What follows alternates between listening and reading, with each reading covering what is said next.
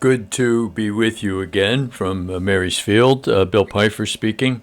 It's the day after St. Valentine's Day, and love is still on my mind. I know it's also President's Day, and we'll get maybe to some words about President's Day and how to lead and whatever down the road a little bit. But for today, we're going to do with love, and the word today is the most used words about love at weddings. These are the most used words. They're the Mount Everest of love words. And they're the words from 1 Corinthians that are used all the time. And they're absolutely beautiful, incredibly challenging. Each day that I come to you, there is the gift of teaching, there's the gift of preaching, but there's also the gift of listening. And you have to ask the Lord to give you that gift, to be able to say, I want to listen with my heart. I want to hear the things that I need to hear today that will touch and transform my heart. Otherwise, all of this ends up being busy work, and you have enough to do, and so do I. And we're not interested in any more busy work.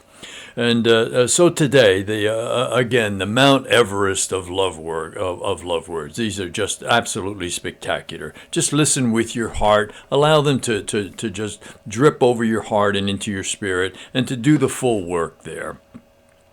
Love is patient. Love is kind. Love is not jealous. It does not put on airs.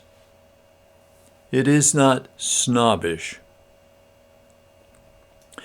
Love is never rude. It is not self-seeking. It is not prone to anger, and neither does it brood over injuries. Love never rejoices with what is wrong, but rejoices with the truth. There is no end to love's forbearance, to its trust, its hope, its power to endure. Love never fails. Love transforms the universe. We were made for love. One pure act of love, John of the Cross said, is more important than all of the homilies, all of the sermons he has ever done. One pure act of love.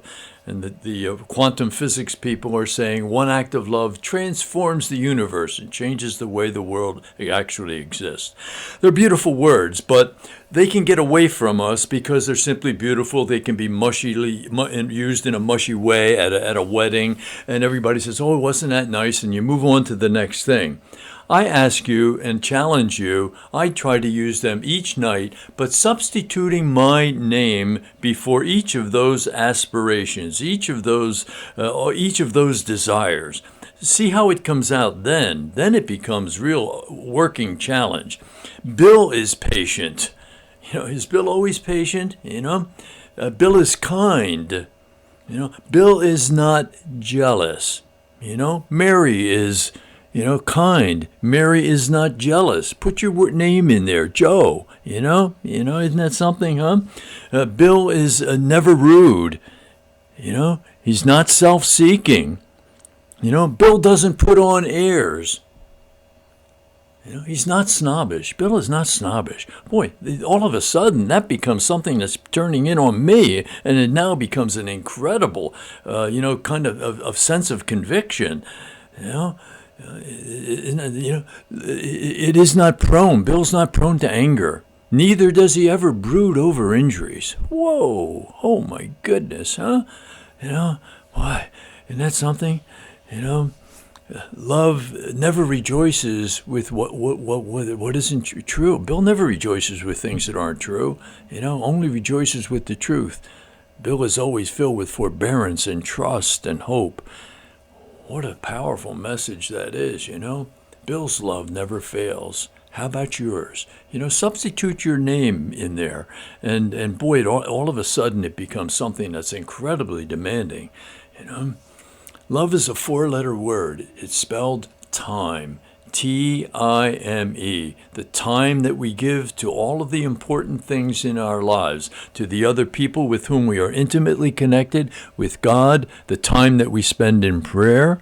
All of those things are expressions of the love that should be filling our hearts. So one more time, happiness is, you want to be happy tomorrow. Happiness is something which demands doing the truth today. We can't get away from that. And so what we're doing here in these presentations is not to just make people feel good, but to be something of a transforming effect in your life. So allow the words to come and to be effective to transform the way that you think, the way that you feel. Happiness tomorrow depends on doing the truth today, and that's always the truth. Good to be with you again. Peace. Keep me in your prayers. You are in mine. Thank you.